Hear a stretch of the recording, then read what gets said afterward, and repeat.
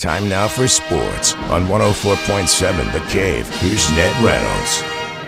Mike, the intern, Ned Reynolds, in the studio Thursday morning. So the Kansas City Chiefs didn't make any trades ahead of the trade deadline yesterday at 4 p.m. Eastern Daylight Time.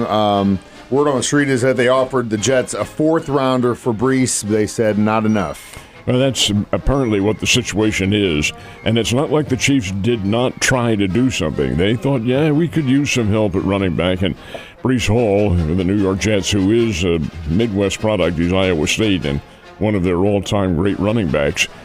The value, however, the Chiefs did not think was in line with what the kid could do and the amount of help that he could provide.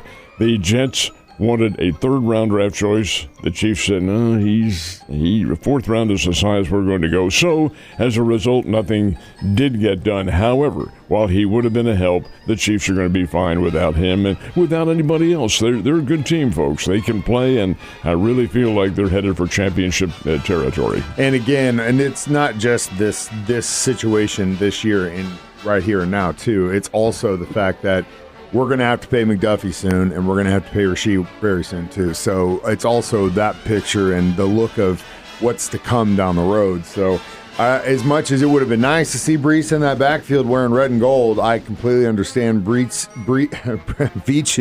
mindset on the situation. And again, in Veach we trust. Of course, he did wear red and gold in college. Well, I mean, I'm talking, come on, man. You can't be.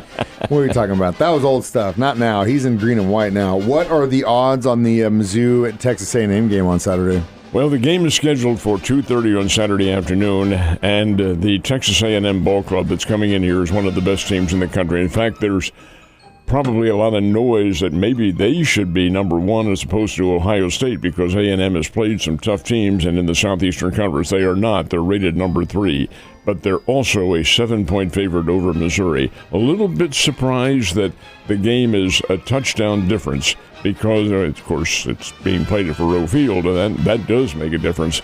But the fact is that Texas A&M is big and strong. Missouri, which will start their third-string quarterback, kid named Zollers, still is pretty good, and they are capable.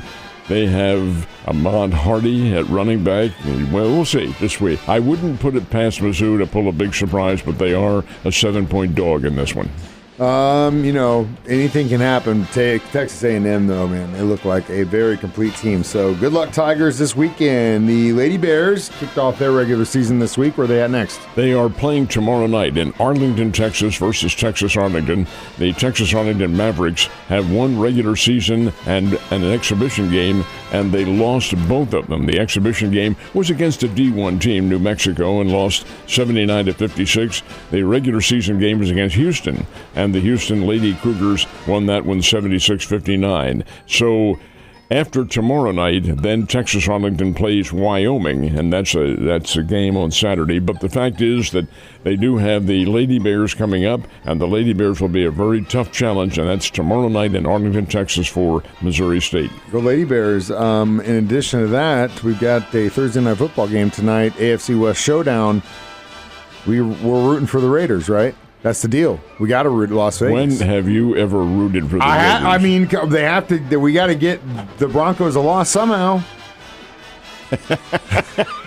You heard it here, folks. That's right. Go Raiders. The World Series, at least in my opinion, was an incredible matchup. Really, the last several series in the postseason were great in baseball, but that's coming from someone who likes baseball and likes to watch the game even if their team's not in it or not. Could you say the same for the rest of the country? Well, the rest of the country and the rest of the world, because the ratings, the total TV ratings are now in. Now, we had partial ones at the beginning of the week, but as far as the total ones, they are, in all honesty, astounding. 238 million viewers around the world. That was the total for when you added up all 7 games. This is around the world. Now, keep in mind, the World Series has a big viewing audience in Japan, for obvious reasons, and in Canada, for obvious reasons. They averaged 34 million viewers per game. That's astounding.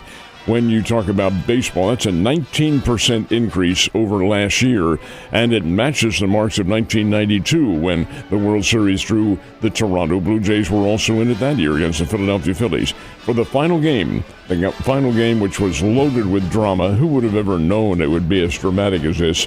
51 million folks watching that championship game last Saturday night, the Dodgers winning it in the clutch in extra innings. It was just phenomenal baseball.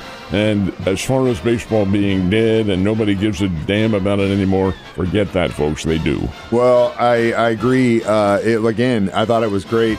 Great way to cap the season. Just for perspective, though, there's 124 million people in Japan. I guarantee you 120 million of them are watching that series. And what blew my mind was that there's only 41 million people in Canada. Just 41 million. That's it. Huge. California's got 39 million. Can you imagine that? Do you know where most of them live? Yeah, down south. And the border. Yeah, that's right. All right, we don't need to get too into social studies here. We do need to talk about defense and the St. Louis Blues' lack thereof. Well, yeah, but they're up against a pretty doggone good team. The Washington Capitals last night, and the Capitals win 6-1. But there's more to it than this. Already, this 40-year-older is the greatest scorer in hockey history. Greatest scorer. He captured that last April when he surpassed Wayne Gretzky. And this guy we're talking about is Alexander Ovechkin.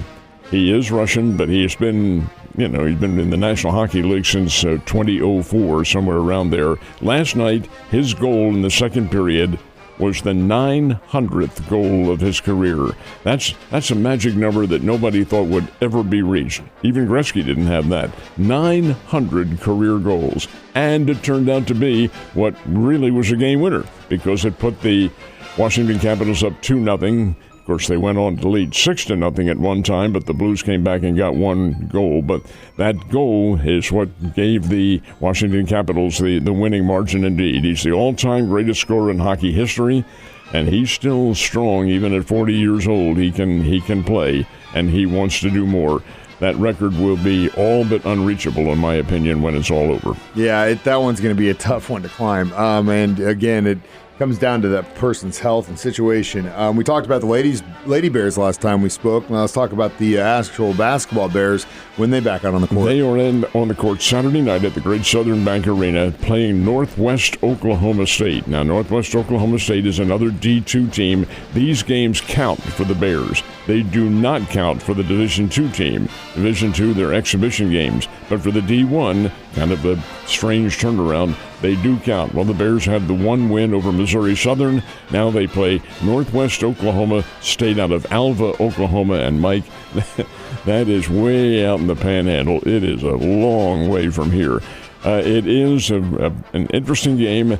The ball club does belong to the Great American Conference. That has Harding and Arkansas, Fort Smith, and some of those teams in that league. But Northwest Oklahoma, which is the Rangers, they will be here on Saturday night for the Bears' next game. Ned, have a wonderful Thursday, and I'll see you tomorrow.